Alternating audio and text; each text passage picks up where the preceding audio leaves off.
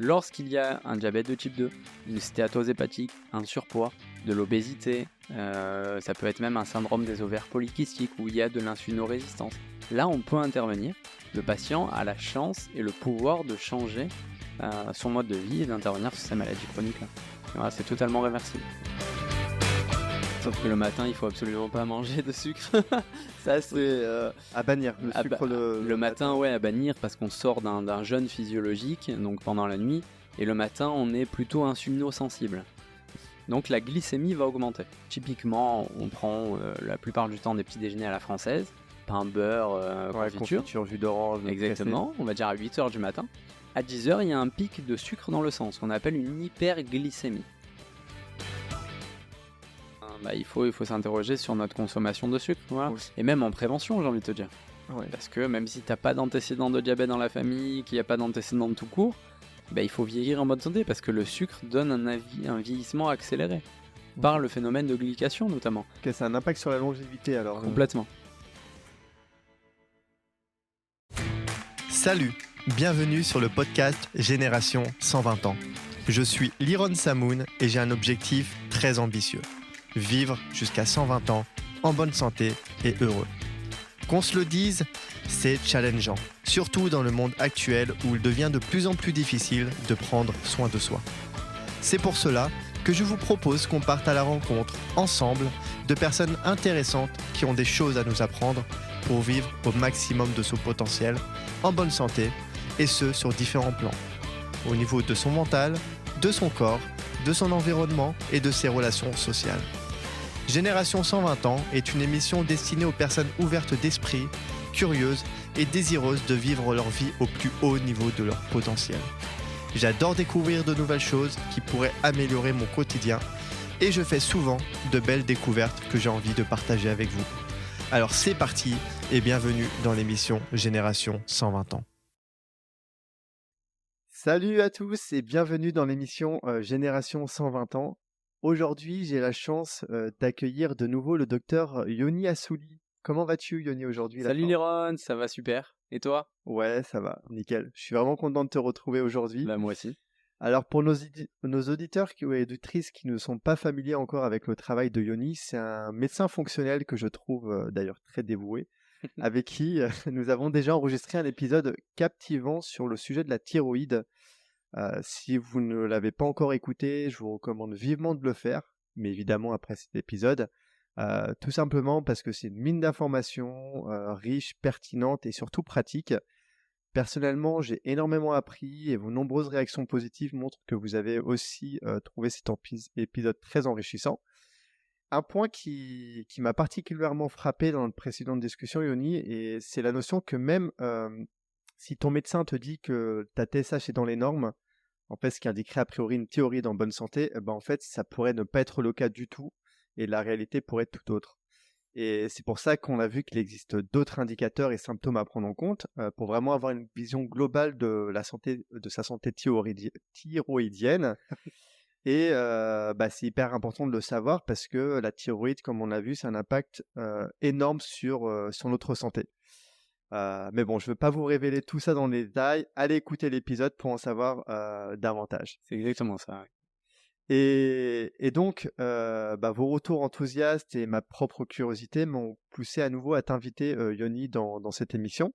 Et cette fois-ci, nous allons plonger dans un sujet tout aussi important et fascinant qui est le sucre. Alors est-ce que le sucre, c'est vraiment mauvais pour la santé? C'est quoi son impact sur la santé? Comment ça fonctionne au niveau du métabolisme? Quel type de sucre? Est-ce qu'on peut améliorer sa santé quand on a le diabète? Les différences de sucre naturel, sucre rajouté? Est-ce qu'on peut consommer du sucre tout en restant en bonne santé? Comment démasquer le sucre caché dans son alimentation? Est-ce que c'est possible de complètement le bannir? Ou encore, quelles sont les alternatives du sucre? Et même des questions un peu plus techniques d'auditeurs qu'on abordera en fin d'épisode.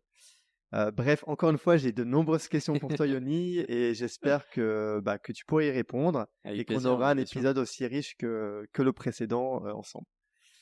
Alors, écoute, je te propose, Yoni, de rapidement juste te présenter en 2-3 lignes. De toute façon, s'ils veulent une introduction plus poussée, il y aura l'autre épisode. et de peut-être commencer par donner une introduction sur le sucre et les différents types de sucre Ouais, que l'on peut complètement. trouver. Bonsoir à tous, bonsoir Liron, merci encore une fois de m'avoir invité pour ce podcast sur le sucre, je pense que ça va être intéressant. Alors moi je suis docteur Assouli, je suis médecin fonctionnel dans la ville de Marseille. J'exerce la médecine fonctionnelle depuis 3 ans, ou une médecine préventive, intégrative ou holistique. C'est-à-dire qu'on va essayer non pas de traiter de manière symptomatique nos patients, mais on va essayer de trouver la source du problème, donc en remontant à la racine et en prenant de manière globale l'individu. Et bien sûr, en prenant en charge de manière un peu plus poussée nos patients, il faut absolument réguler l'alimentation. Et on sait que l'alimentation, et encore plus en France, est de plus en plus sucrée. Donc voilà, ça va être assez riche aujourd'hui en informations sur les glucides, on va dire. Oh, cool. Ouais.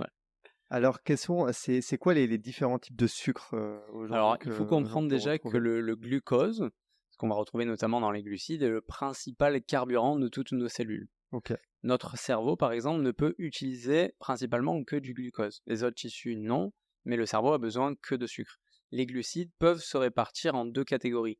On va avoir les glucides simples, qu'on appelle le glucose, le galactose, le fructose, le saccharose, le lactose et le maltose.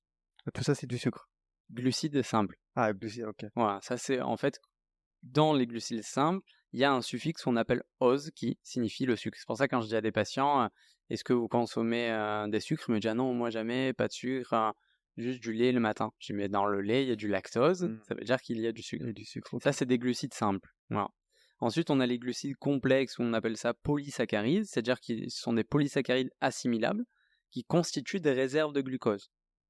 Ok. Ça va jusque-là?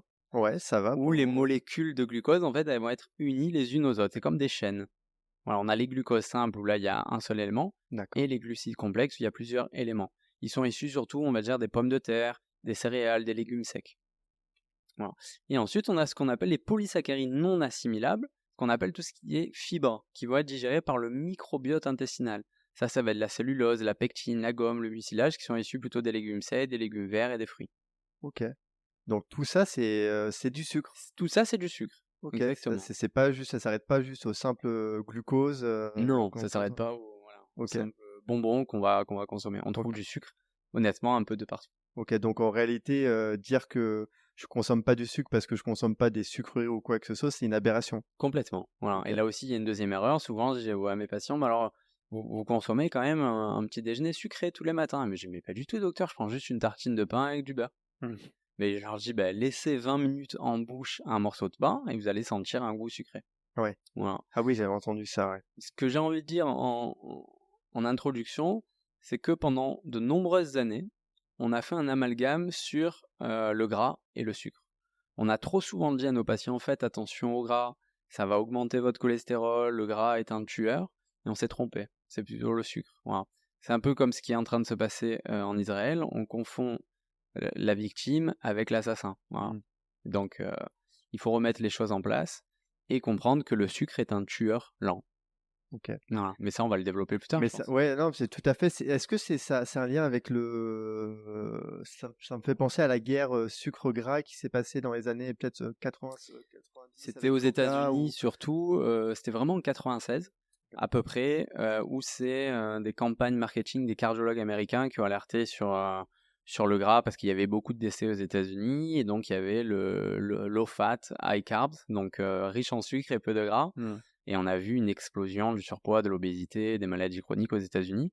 Et il y a une anecdote qui est assez parlante chez moi, c'est que mon papa est journaliste et il a couvert l'événement, c'était les Jeux Olympiques d'Atlanta.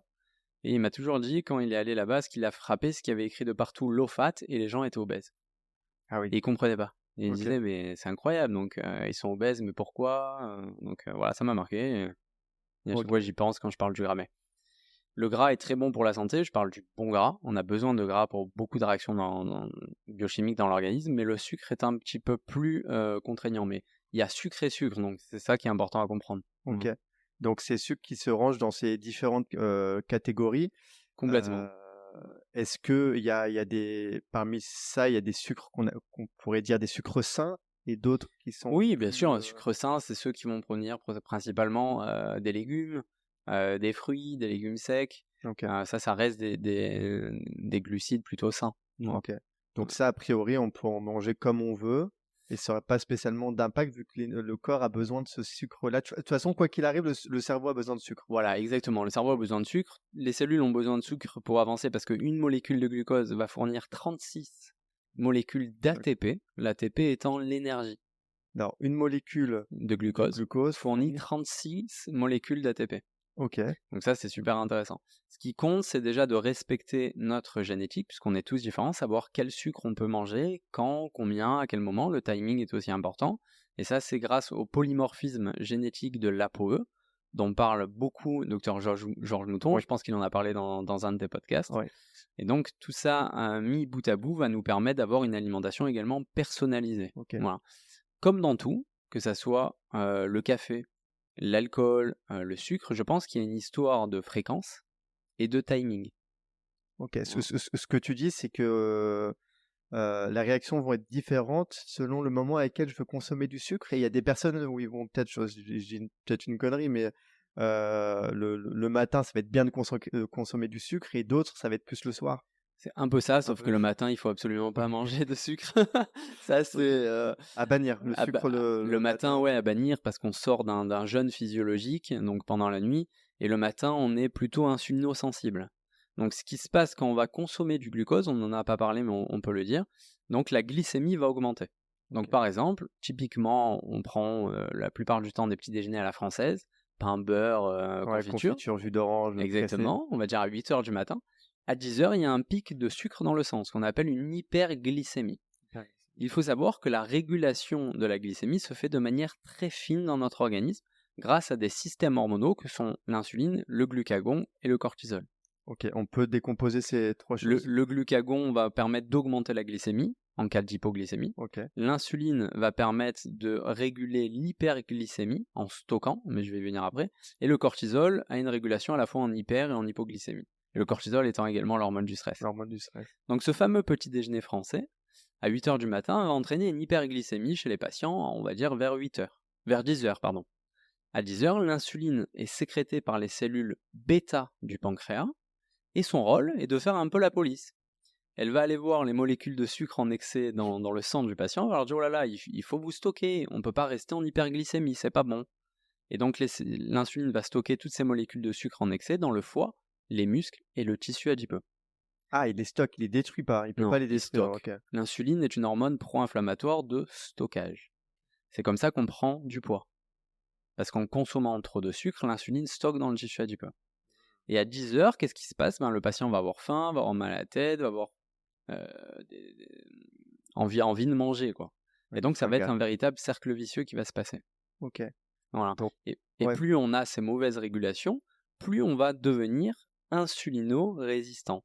C'est-à-dire qu'au bout d'un moment, à force de trop stocker, nos muscles, nos tissus adipeux vont devenir insulino-résistants. C'est-à-dire qu'ils vont dire à l'insuline, écoute, nous on n'a plus de place pour accueillir les molécules de sucre en excès, et la glycémie va rester élevée dans le sang du patient, ce qu'on appelle le prédiabète ou le diabète de type 2.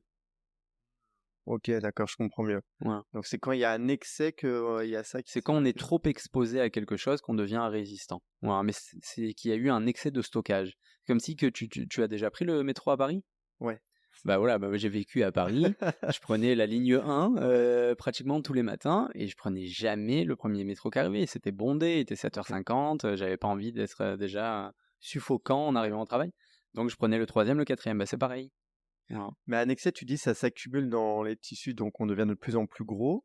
Voilà, exactement. Mais... Donc, c'est le début du surpoids, Ok. le début de l'insulinorésistance, le début de ce qu'on appelle le syndrome métabolique, où là il y a une hypercholestérolémie, hypertriglycéridémie, glycémie à jeun élevé, un diabète de type 2, de l'hypertension artérielle. Mais ça peut pas stocker à l'infini, c'est-à-dire, enfin, ce que je veux dire, Non. c'est que tu disais à chaque fois ça stocke, et du coup... Ça stocke tant que le patient ne corrige pas son hygiène de vie. Et là, on le voit dans une pathologie très intéressante qu'on appelle la stéatose hépatique, ou NASH, non-alcoolique stéatose hépatique. J'ai rien compris. C'est une pathologie qu'on appelle le foie gras. Ok. Voilà. Par exemple, tu sais comment on fait du foie gras ? On gave les oies. Ouais, mais à partir de quoi ? Qu'est-ce qu'on leur donne ? De la nourriture. Ouais, mais on leur donne des céréales. Des Quelque céréales. chose de très sucré. Elles font du foie gras. L'homme a la capacité de le faire également. Ah ouais ? Et ce Sauf qu'on que ça appelle se la consomme NASH. pas après. Ouais, ça se consomme pas, exact. J'ai pas de nouvelles, mais normalement, ça se Foie consomme gras. pas. Mais une fois que tu as le foie gras, après, c'est C'est réversible, non? C'est une Ah, maladie c'est de civilisation, tout c'est comme le diabète de type 2. C'est des OK. maladies réversibles. Il faut que le patient prenne conscience de sa santé. C'est pour ça nous, quand on prend des consultations en médecine préventive, moi, j'essaye, entre guillemets, de rendre mon patient actif. J'essaye de tout lui expliquer, lui dire, bon, je vous ai donné toutes les clés, mais maintenant, c'est à vous de vous bouger. OK. Et si le patient prend conscience que son alimentation est trop sucrée, qu'il réduit le sucre, mais on va y venir après, on va développer, son foie gras va disparaître. OK. Voilà. Ça veut dire donc non-alcoolique stéatose hépatique. Le foie gras peut à terme, si le patient ne fait rien pour, arriver vers la cirrhose du foie, vers Et un là, c'est cancer hépatique. irréversible. Là, c'est irréversible, ouais, OK. Ouais, complètement. donc ça Pourtant, c'est pas l'alcool qui est en cause, tu vois, c'est ça qui est super Ouais. intéressant. C'est le sucre. C'est le sucre, Eh OK. ouais. Mais encore une fois, n'importe quel type de sucre? Bah, Si par exemple, vous faites des tartines, des choses comme ça, on mange que des fruits? Bah justement, excès, alors ça peut c'est arriver excellent aussi? ce que tu soulèves, parce que la stéatose hépatique, c'est surtout avec des patients qui consomment beaucoup de fructose, Ah ouais? qui OK. proviennent du fruit ou des jus de fruits. Ah oui. Ouais. Donc ouais, totalement, on peut développer un foie gras. Voilà. OK. En fait, c'est les excès qui ne sont pas bons. Voilà. Donc les excès, la fréquence, la quantité bien évidemment, et aussi donc le timing. Donc il y a un ordre dans la consommation des aliments. En priorité, comme le dit aussi bien Georges Mouton, il faut consommer quelques bouchées de protéines et de matières grasses. Avant de manger du sucre? Exactement. En deuxième, dans l'assiette à chaque fois, à chaque Oui. repas. En deuxième place, il faut consommer tout ce qui est fibres, crudités, et on termine par les féculents et les fruits. OK. Tout ce qui est sucré ne doit jamais être pris en dehors des repas. Même du coup comme dit le docteur Georges Mouton, je crois, les fruits. Les C'est-à-dire fruits, on peut même pas les commencer fruits. par un fruit en se Jamais. disant: «Bah, c'est un fruit, c'est bon Jamais, pour la santé». jamais. Voilà. Après, si c'est une fois de temps en temps, c'est pas grave. Voilà, juste avant d'enregistrer ce podcast, j'ai mangé un cookie sans gluten parce que j'étais contrarié. On va parler aussi des Ouais. émotions, mais Yoni voilà, alors, tu manges un cookie? Non? non, je vais pas culpabiliser, ça peut arriver, mais il faut l'éviter, quoi. OK. Non, c'est intéressant parce que c'est vrai qu'on pourrait se dire, bah, je sais pas, le matin, je peux comprendre, le jus de fruits, je peux comprendre le pain et la confiture, Voilà. mais tu te dis: «Bah, je vais manger un fruit» et bon, bah, c'est Bah, bon c'est pour la du- santé, c'est des Oui, je fibres, suis d'accord avec toi, mais c'est mais du c'est sucre aussi, c'est du c'est du fructose. sucre pur. Ouais. OK. Et ce qui est pire que les fruits, c'est les jus de fruits. Ah, il faut absolument arrêter ça. Pourquoi? C'est parce qu'il y a pas Parce de fibres dedans, c'est Bah, il n'y a ça? pas de fibres, et dans un jus de fruits, vous avez l'équivalent, je sais pas, de 12 oranges. Qui mange 12 oranges le matin? Ouais. Donc OK. là, c'est voilà, c'est un shoot de sucre directement dans votre organisme, quoi. OK. Ouais. Donc peu importe, même si on est à jeun, toute la journée, enfin, il y a pas ce que je veux dire, il faut pas être à jeun déjà pour manger du sucre Non, et commencer par, protéines, matières grasses, exactement. Donc en si le premier lieu. patient a faim le matin, a besoin de prendre un petit déjeuner, moi je conseille un petit déjeuner gras et protéiné. Des œufs, du poisson, de l'avocat, des oléagineux et peut-être même un fruit en dessert. Mais il y a 2 périodes critiques à éviter pour éviter de consommer des glucides, c'est surtout le petit déjeuner et les collations. En fait, c'est vraiment en dehors des repas, quoi. Donc quand tu dis collation, c'est n'importe quel moment, ça peut être le À goûter, 16, ça peut 17 être heures le goûter, ouais, ouais. je parle du goûter, il faut pas de goûter sucré non plus. OK. Ouais, Ouais. complètement. Je réfléchis. Non, je réfléchis à une question que j'avais par rapport à la glycémie. Ce qui fait que quand tu manges des protéines, et des matières grasses, on n'a pas ce pic de glycémie, c'est ça que tu veux dire? Exactement. Ouais, Parce il que y a ça y a pas de glucides dans les protéines et matières grasses. Ouais. oui, mais ce que je Donc veux dire, c'est que le sucre, tu le manges après. Donc oui, quoi mais qu'il en arrive, fait, il quand sera tu vas ingérer ces protéines et ces matières grasses et les fibres, les crudités, tu vas installer comme un coussin. Donc comme un trampoline, quoi, qui va accueillir ensuite les molécules de glucides et qui vont être de manière un petit peu moins bien absorbées par l'intestin. Donc le pic de glycémie sera moins élevé dans ton sang. OK.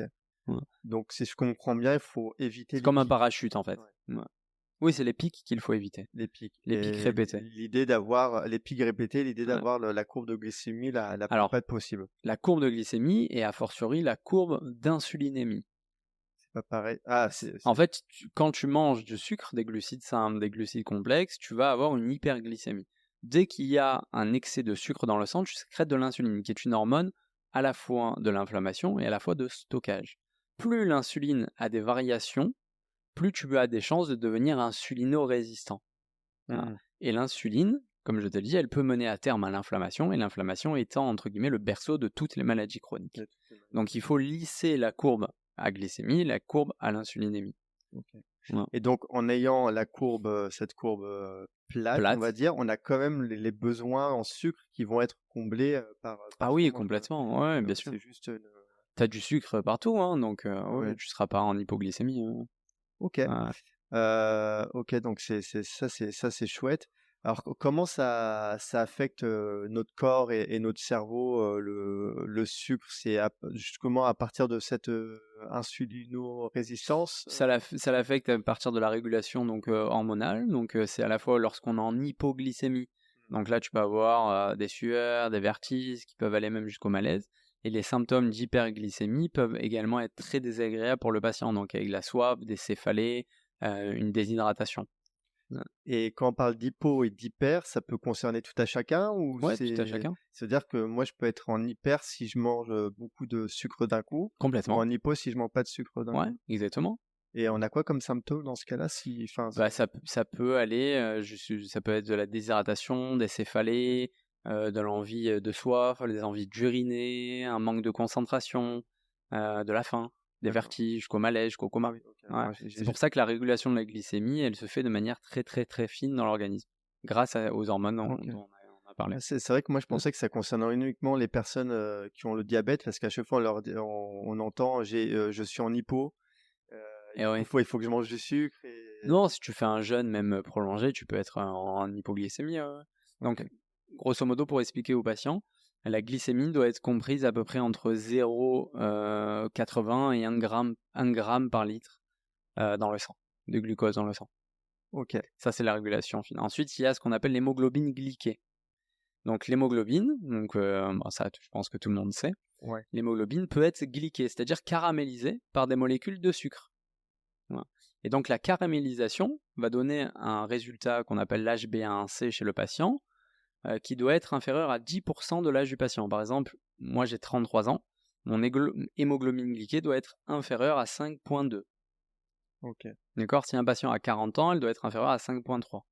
Et la glycation est un reflet de la caramélisation. Et ça peut mener à terme même ce qu'on appelle la maladie d'Alzheimer ou le diabète de type 3. Diabète de type 3, j'ai jamais entendu parler. Alors, la maladie d'Alzheimer, on l'appelle de plus en plus comme oui ça. Ouais, exactement. Parce que c'est lié à la glycation, au glycation. sucre, exactement. Ouais. C'est fou ça. Le sucre a créé beaucoup de dommages quand même. Beaucoup ok. Bah ça c'est intéressant parce que du coup ça donne des pistes parce que maladie d'Alzheimer, enfin moi je pensais vraiment que c'était quelque chose de peut-être de génétique ou Il y a beaucoup de causes à la maladie d'Alzheimer. Il y a un livre exceptionnel qui a été écrit par Dale Bredesen, qui a écrit la fin de la maladie d'Alzheimer, où il a évoqué beaucoup de causes, notamment il y a le polymorphisme génétique de l'ApoE, les patients qui sont ApoE4, il y a la glycation qu'il faut assurer, il y a les carences en vitamine D notamment. Super intéressant, il y a beaucoup de causes. Ouais. Ok.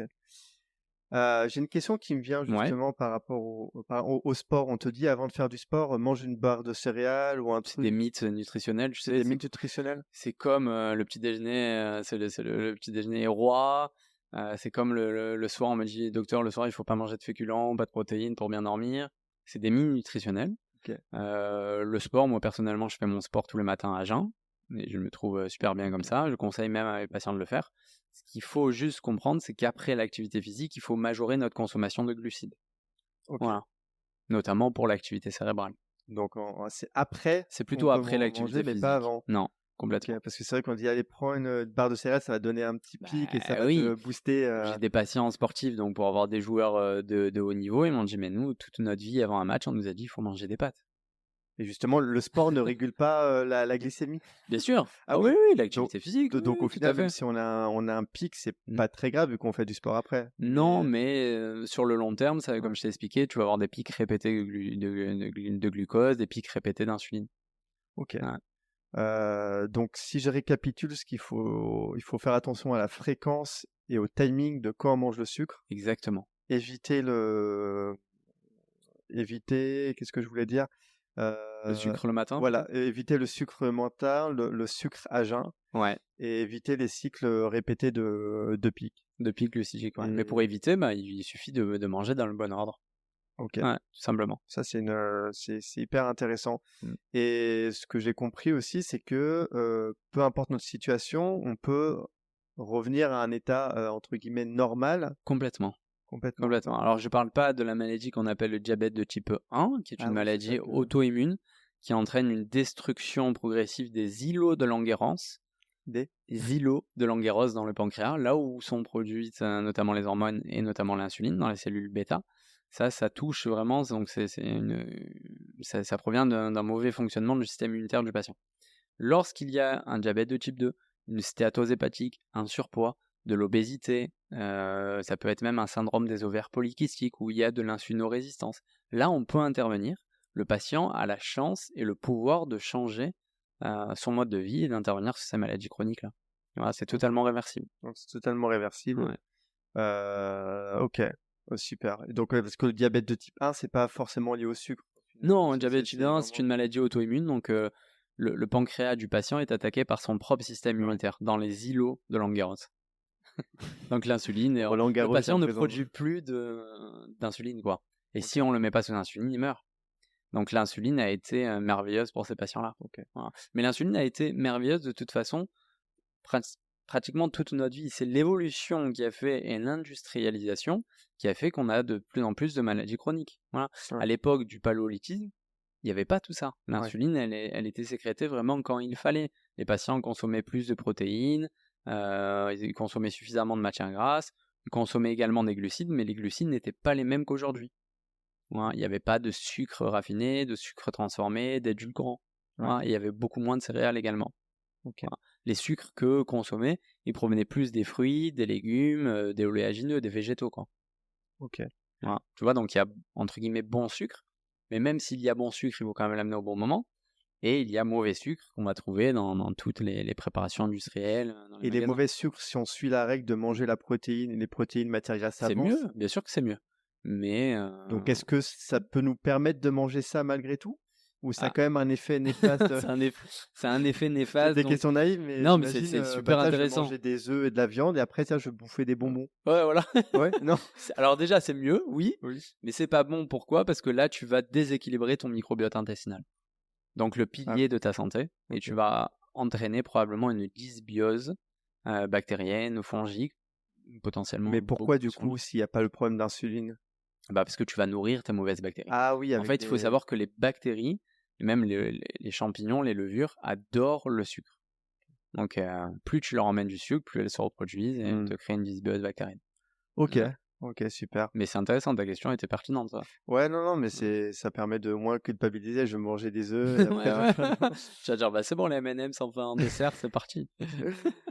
Ok. Est-ce qu'on peut avoir le diabète même si on mange pas trop de sucre? Diabète type Alors, 2 là aussi, c'est encore une fois intéressant. Oui, parce qu'il y a quand même une prédisposition génétique. Ok. Après, si tu limites à fond le sucre, il y a quand même peu de risques. Et après, il faut regarder aussi au niveau de tes carences en micronutriments. Donc, il y a aussi le chrome qui est pas mal parce qu'il intervient au niveau du récepteur à insuline, permet d'optimiser son fonctionnement. Il y a la vitamine D.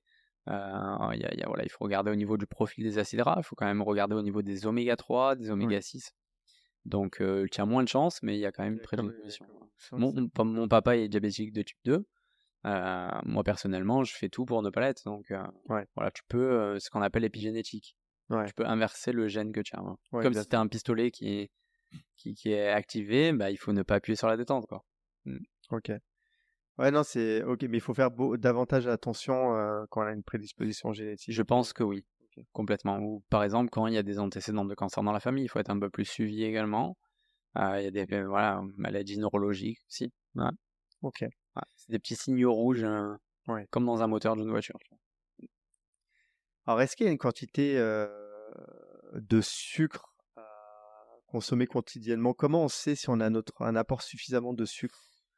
Ça, c'est difficile à savoir. C'est peut-être au niveau de tes symptômes. Ça peut être plutôt parlant selon les patients. Par exemple, moi, quand je consomme beaucoup de sucre, même si c'est du bon sucre, même si c'est en fin de repas, tu peux être sûr que 24-48 heures après, je vais avoir une poussée d'acné.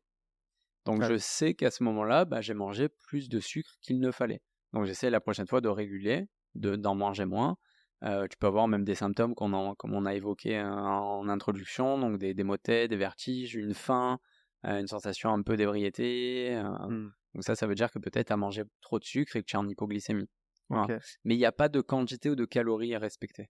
Enfin, moi, en tout cas, je donne Ouais. pas un Parce feedback qu'il y aurait aussi le risque de pas avoir suffisamment de sucre et donc complètement. pas Hein. donner suffisamment Alors, de. il n'y a pas vraiment de risque à ne pas avoir vraiment de sucre, parce que la régulation se fait tellement de manière fine que lorsque tu as stocké, tu as créé des réserves de sucre dans ton organisme, notamment au niveau hépatique, ce qu'on appelle des réserves de glycogène.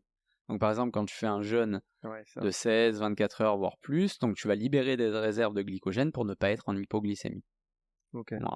Donc il n'y a pas trop de risque. Il y a pas de risque au final. On peut ne pas manger de sucre, Ouais, d'être, parce qu'on a suffisamment de réserves pour. ça dépend de chacun, mais ouais, il y a pas trop de risque. Quoi. Ouais. Ok. Est-ce que c'est possible de supprimer totalement le sucre de son alimentation? Du coup, non, pas trop. Parce que Non, si c'est on retrouve un impossible. peu, Même les patients qui ont expérimenté ce qu'on appelle une diète cétogène n'y arrivent pas. Et puis de toute façon, c'est pas sain de supprimer tout le sucre de son alimentation. Il faut savoir, comme je t'ai dit, quand l'apporter, comment l'apporter, sous quelle forme. Mais déjà de limiter les sucres entre guillemets rapides qui ont ce qu'on appelle un index glycémique élevé, c'est-à-dire qu'ils vont augmenter de manière très rapide ta glycémie dans le sang. Ceux-là, il faut les limiter. Voilà. Ok. Donc, mais on a besoin de sucre pour avancer, hein, On a il besoin faut de pas sucre. l'oublier. Ok. Non. Ok. Ouais, je m'étais fait une fois un challenge Sans sans sucre, sucre ouais, je vois pendant, passer des pas messages comme pendant ça. 30 jours, mais en fait, avec du recul, ce que je faisais, c'est que je mangeais plus ce qui était bon industriel. Déjà, je mange très peu, mais déjà tout ce qui était gâteau, Ok, même fait maison, parce qu'on met du sucre et tout dedans. complètement, ouais. J'évitais tout ce qui était industriel, gâteau, etc. Et par contre, je continue à manger des fruits. D'accord. Et donc, Mais à quel moment? C'est ça qui est important. ouais, je m'en souviens plus. Peut-être à différents moments de la Ouais. journée. Après, peut-être que je grignotais peut-être des céréales, mais du coup, il y a du sucre dedans. Ouais. Mais ce qui était fou, c'est qu'à la fin des 30 jours, je me souviens, ma mère m'avait fait un gâteau. J'ai mangé, mais Ah j'ai oui. l'impression d'avoir pris une cuillère de sucre, alors que même elle m'a dit j'ai réduit le sucre dans le gâteau. Ah oui, complètement. Ouais, ça fait C'était toujours ça. Non, les patients qui prennent notamment un café avec un sucre le matin, alors je leur dis il faut l'arrêter. ouais, Ils me disent 3 mois après, quand je les revois, ils me disent mais c'est fou, je ne supporte plus le goût sucré. ouais. Incroyable. Ah Et bah, tu te sentais bien? écoute, après, je me sentais, ouais, je pense. Alors, c'était dur les 2 premières semaines, je Ouais. crois, quelque chose comme ça. J'étais un peu, alors c'était hyper frustrant, hyper difficile. Je devais compenser par d'autres choses. Mais après, au bout de la 3e et 4e semaine, je me sentais beaucoup mieux. Déjà, j'avais pas de fringales, j'avais pas spécialement envie de manger de sucre. Même à la fin, tu vois, on me proposait quelque chose, Ouais. ça se sent plus. Alors après, j'ai repris petit à petit, mais c'est quelque chose que j'aimerais bien reprendre. Bah, Euh, toi, maintenant, on connaît un peu plus ouais, ton polymorphisme, tu es pas E2. ouais, Donc, les patients qui ont un polymorphisme sur la peau E2, eux, ils doivent se rapprocher d'une diète cétogène, donc avec très peu de sucre. Toi, tu es E3. Donc, ça reste high fat low carb. Donc, ça m'étonne pas que tu te sentais mieux quand même parce que tu avais ouais. limité le sucre. Le sucre n'est pas ton carburant. Mais je pense que tu nécessites beaucoup plus de glucides qu'un patient qui est E2. Ok. Ouais, Ah oui, ceux qui sont en diète cétogène, c'est beaucoup plus compliqué ouais, pour eux, c'est plus quoi. complexe, ouais, Ouais. complètement. Ouais. Ok. Super. Alors, on parle souvent du coup, de sucre alternative. Ouais, Est-ce que tu as un avis dessus? Alors, je crois que j'avais noté érythritol, sucre de coco, ouais, c'est sucre de très bien. betterave. Enfin, qu'est-ce que Betterave, non, parce que ça reste du sucre. On fait du sucre à partir de la betterave, mais ah, sucre de. sucre de canne, non, Ouais.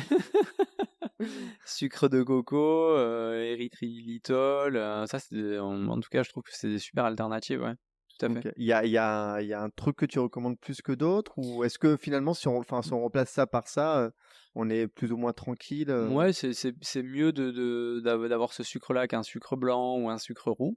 Après moi, c'est vraiment ce que je recommande à mes patients, c'est j'essaye de voir avec eux le timing, de leur apport en sucre, quoi. Mais il faut pas non plus être un ayatollah du sucre. Ouais, il faut plus avoir entre guillemets, peur des quantités, de la fréquence, du timing que du sucre en lui-même. Ouais. Hmm. Ok, ça veut dire qu'on peut manger, je sais pas, une fois par mois, on peut se faire un kiff avec du Oui, sucre, et après, complètement. Si pendant un mois, ça. t'as été sérieux, t'as apporté vraiment le sucre en dessert, sous forme bien évidemment de fruits, peut-être de chocolat noir, Ouais, ou de gâteau maison, là ça reste correct. ouais, Si pendant un mois, même en dessert, t'as apporté que des M&M's, des bonbons, ouais, là, c'est c'est compliqué, même c'est en pas super. dessert. Ok, Ouais, même en dessert. Hein. ok. Et tu parlais tout à l'heure Oui, d'édulcorants, c'est du sucre aussi? ouais, les édulcorants, alors c'est quelque chose qui a un goût sucré, qui va donner du goût aux aliments et qui, d'autant plus, a un effet nocif sur le microbiote intestinal. Ok. Donc on sait que c'est ce qu'on appelle tous les E 412, 243, 614. Ça va aller nourrir les mauvaises bactéries dans l'intestin et ça a montré donc, sur beaucoup d'édulcorants qu'il y avait un impact sur les maladies chroniques, notamment les cancers colorectaux. Ok. Ouais. D'accord. Et quand donc on peut manger n'importe quel type de sucre, ça ne pose pas de souci. Tu parlais du glucose qui est quelque chose d'important pour notre cerveau. Alors des fois, quand on va prendre un aliment au supermarché, ça va être écrit sirop de glucose. Ouais, ça c'est à bannir. Fructose, sirop de fructose, sirop de Mais glucose. pourtant, ça- tu disais que le glucose c'était Ouais. un élément essentiel pour le. Non, alors, il y a le glucose simple, c'est dans les suffixes roses, lactose, Ouais. fructose, galactose, saccharose. D'accord. Ça, on en a besoin, notre cerveau en a besoin. Mais lorsque tu vas l'emmener par des glucides complexes, en fait, tu vas le décomposer. Quand tu amènes des polysaccharides, des glucides complexes, tu vas te décomposer en glucides simples. Et ensuite, qui vont aller vers le cerveau. T'es pas obligé de consommer des glucides simples pour alimenter ton cerveau. Ok. Non. Donc sirop de glucose, À bannir. fructose aussi. Ah ouais, ça donne des pics de glycémie atroces. Et là, tu vas stocker directement dans ton foie. Ok. Donc ça, il faut absolument. Saccharose aussi, si on voit Saccharose, c'est ce que tu trouves surtout dans le sucre de table. Donc, bon, c'est pas à bannir, mais on a apporté avec parcimonie plutôt. Ouais. Ok. Ok, ça marche. Donc, si on veut faire attention à ce que l'on mange, qu'est-ce qu'on doit faire attention dans les ingrédients? C'est éviter tout ce que tu viens de dire. Voilà, c'est plutôt saccharose, les glucose, sucres raffinés. Et surtout, il faut regarder l'index glycémique des aliments. Donc, par exemple, le glucose, il a un index glycémique de 100. Et ensuite, il faut regarder, parce qu'on compare les autres aliments avec le glucose. Donc, par exemple, je te dis, les pommes de terre, les carottes cuites vont avoir un index glycémique élevé. Le riz, le pain également, les pâtes. Mais tout ce qui va être lentilles, carottes crues, il va avoir un index glycémique beaucoup plus modéré, notamment les fruits rouges qui sont excellents. Donc là, c'est du sucre, mais du sucre qui ne va pas avoir un impact majeur sur le pic de sucre dans le sang. Donc ça va l'augmenter, mais de manière beaucoup plus lente. Donc a fortiori, la sécrétion insulinique sera beaucoup moins élevée. Et tu vas moins stocker, tu vas moins développer d'insulinorésistance. Voilà. On peut avoir ces informations-là sur les index glycémiques des aliments? Oui, complètement. Donc même sur un site qu'on appelle le CIQUAL, CIQUAL, où tu as plein d'informations sur l'index glycémique, les charges glycémiques, sur la composition des nutriments. Donc c'est vraiment génial. Voilà, moi je vous conseille à le faire pendant au moins 15 jours pour se mettre un peu en jambe, et après ça va tout seul, quoi. Par exemple, les pâtes, il faut mieux les consommer al dente. C'est pour ça que les Italiens ne sont pas en surpoids. Al dente? Al dente, c'est-à-dire pas trop cuite. Quand la cuisson, en fait, va augmenter l'index glycémique. Voilà. Donc ça, c'est... Il y a plein d'astuces comme ça. Il y a plein d'astuces comme ça, c'est sur le site, c'est un... Non, ça c'est pas sur le site. C'est moi qui vous les donne. Ah ok, d'accord. C'est quoi, elle va vous donner la composition, mais non, ça c'est des petites astuces. Ouais. Mais ce qui veut dire, si par exemple les pommes de terre c'est index haute glycémie, si on le combine avec une protéine, ça va. C'est mieux. C'est mieux. Exactement, complètement. Mais après, pour consommer des pommes de terre, moi je vous conseille de les refroidir, de les laisser pendant au moins 24 heures. Et là, ça va être plus riche en amidon, ça va être des aliments prébiotiques pour l'intestin. Alors tu peux faire des petites astuces comme ça, là. Alors donc, de tous les jours. En fait, il faut habiller vos glucides, comme le dit le plus souvent Glucose Révolution. Donc, par exemple, si vous faites un plat de pâtes, mettez des légumes à côté. Ouais. Voilà, des légumes, de l'huile d'olive, donc du gras, pour mieux absorber les glucides qui sont contenus dans les pâtes. Ok. Et les pommes de terre, tu as dit, il faut les laisser reposer. Il faut les laisser refroidir pendant au moins 24 heures. Et ensuite, vous les consommez le lendemain matin. Et là, ça va être des prébiotiques. Ah, c'est intéressant. Ouais, ça va nourrir les bonnes bactéries du bon microbiote intestinal. Est-ce que c'est ça non, c'est pas ça la fermentation, non? Non, on n'est pas encore à ce stade-là. Ok. Ok, trop cool. Est-ce que tu parlais de sucre, on a tendance à en consommer assez régulièrement. Comment on peut gérer nos envies de sucre, en particulier lorsqu'elles sont liées à des émotions, à du stress? Alors je sais que c'est quelque chose qui est beaucoup... c'est super complexe, mais il faut en parler. Je t'en ai parlé en préambule avec mes émotions. Ouais. Je pense qu'il faut accueillir nos émotions. Il ne faut pas surréagir en consommant des aliments parce que ça ne va pas solutionner le problème. Il faut savoir pourquoi on a cette émotion à cet instant T, retracer un peu la journée qui s'est passée. Donc ça, c'est des compulsions émotionnelles. Et après, quelque chose que j'observe également très souvent en consultation, les patients pensent avoir des compulsions émotionnelles, mais en fait, c'est qu'ils sont en sous-alimentation, ils n'ont pas suffisamment mangé. Ah oui? Et oui, et quand je retrace leur parcours, le matin, ils sont en jeûne intermittent. Le midi, ils ont pris sur le pouce une boîte de sardines. Et ils arrivent chez eux à 18h, ils ont faim, mais ils confondent la faim avec des compulsions émotionnelles. Donc, Ça me fait penser à moi des fois. voilà, oui. Ah oui, d'accord, ça veut dire que quand tu es en sous-alimentation, tu as plus envie T'as faim. Ouais, complètement. Oui, mais tu as faim, mais ah oui, mais du coup, tu as envie de grignoter et du coup, tu commences par Exact. Mais toi, tu penses que c'est émotionnel. Peut-être c'est ce qui m'est arrivé tout à l'heure. Hein. Tu vois, c'était pas les émotions, mais. Donc, mais après, il y a plein d'exercices. Je connais une fille géniale qui s'appelle Viviane Berton, qui est coach en nutrition et qui accompagne les patients sur les émotions. Donc, il y a plein de choses, plein de choses qui peuvent aider. Ok. Super. Je pense qu'on a parlé pas mal de choses autour du sucre. Alors, ce que je conseille aux patients, si vous avez un mètre ruban à la maison, vous prenez un mètre et vous prenez votre tour de taille. Et ça, c'est vraiment déjà une bonne indication de savoir si vous avez un syndrome métabolique. Le tour de taille, ça veut dire quoi? Ça veut dire au niveau de l'abdomen. Oui, mais on a aucune référence. C'est-à-dire, tu veux dire à un instant T et après plus tard Non, un instant T. Voilà, si vous pensez être en surpoids ou pas. Donc chez la femme, il doit être inférieur à 88 cm et chez l'homme, c'est 104 cm, il me semble. Ok, t'as jamais testé. Ok.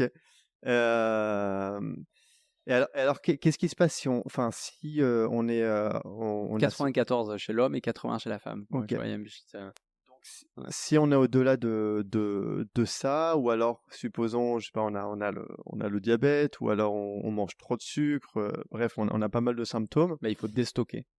Et c'est-à-dire, comment on fait pour déstocker? Déjà, est-ce que c'est arrêter du jour au lendemain de manger? Non, pas du tout. De manger du sucre? Ah, du sucre, non. Alors, il faut faire les choses dans l'ordre. Donc, si vous avez la possibilité de le faire, il faut avoir votre polymorphisme génétique sur la peau, qui va nous permettre de personnaliser votre alimentation, vous dire, écoutez, voilà, vous devez vous rapprocher d'une diète cétogène, vous devez être high fat low carb, ou non, vous avez un risque de développer une maladie neurodégénérative, il faut manger une alimentation plus végétale qu'animale. Ça, il faut le savoir.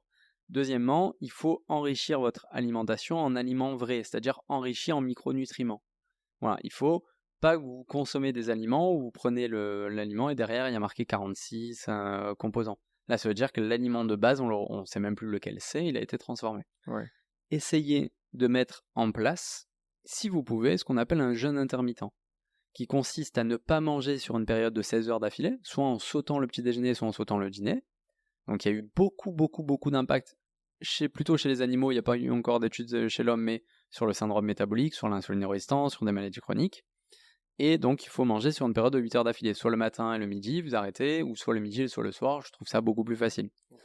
Ensuite, il faut exactement limiter tout ce qui est sucre raffiné et consommer les sucres même plutôt sains qu'on va trouver dans les légumes, les fruits, les végétaux en fin de repas.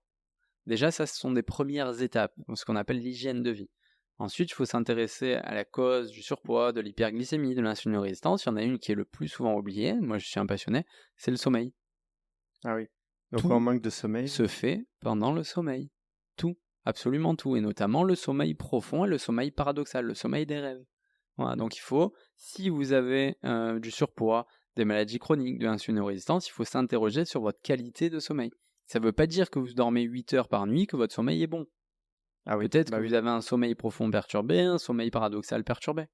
Donc ça, c'est une des causes qui peut l'être. Et ensuite, bien sûr, s'interroger sur le fonctionnement des systèmes hormonaux, regarder de près le fonctionnement thyroïdien, et là je vous renvoie au podcast qu'on a enregistré tous les deux, à votre fonctionnement surrénalien, les glandes surrénales qui sont des glandes situées au-dessus des reins, qui ont un impact majeur dans l'hyperglycémie. Pourquoi? Parce que le cortisol qui est sécrété à ce niveau-là, qui est l'hormone du stress, est également un glucocorticoïde. Donc plus vous allez être stressé, plus vous allez le sécréter, à terme ça peut mener à de l'hyperglycémie. Okay. Voilà, donc c'est vraiment une vue d'ensemble qu'il faut avoir. Il ne faut pas stigmatiser les patients qui sont en surpoids. Le plus souvent, on ne connaît pas leur histoire de vie. On ne sait pas qu'est-ce qui s'est passé de leur naissance à aujourd'hui. C'est peut-être pas qu'une histoire d'alimentation. Et donc, voilà, il faut tout retracer chez le patient. Ça peut Ok, être les émotions aussi. ça suffit pas juste d'arrêter de consommer du sucre pour revenir à une Absolument situation pas, moi normale, ça quoi. serait facile, hein. Bah, Il y a ce plein de serait patients facile. qui ont essayé, hein. Ah ouais? Ah ouais, il y a des patients qui ont essayé. Et des fois, il y a une résistance à une perte de poids. Il faut débloquer, lever les freins. Ouais, c'est super intéressant. T'as pas parlé d'activité physique, mais j'imagine c'est aussi Bien sûr, important. autant Ouais, pour moi, bien évidemment. Se remettre en mouvement. Après, c'est vrai qu'il y a souvent un cercle vicieux. Plus on est en surpoids, plus on a moins envie de bouger. Ouais. Quand on a une résistance, on peut être plus, entre guillemets, à risque de développer des syndromes anxio-dépressifs. Donc, on n'a pas trop envie de faire de sport. Mais la remise en mouvement, ça ne veut pas dire aller courir le Marseille-Cassis.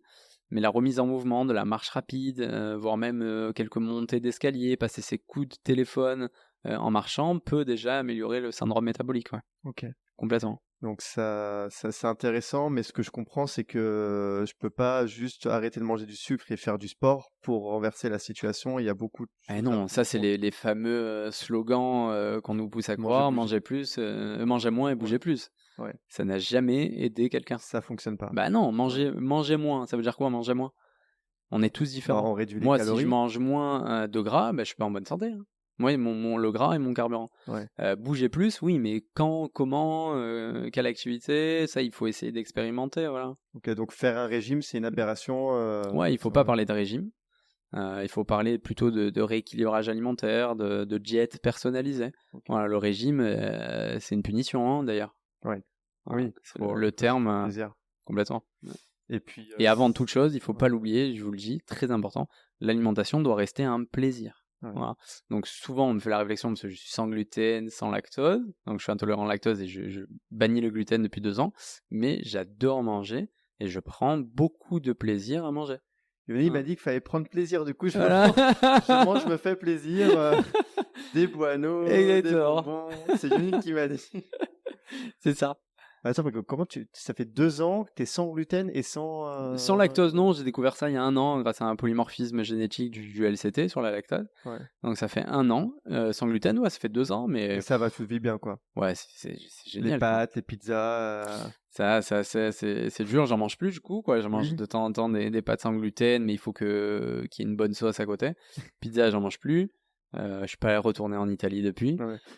mais mais je le vis super bien. Ok. Il y a plein d'aliments sur Terre et je me régale. J'ai découvert plein d'aliments. J'aimais pas les champignons, maintenant j'adore ça. Ouais.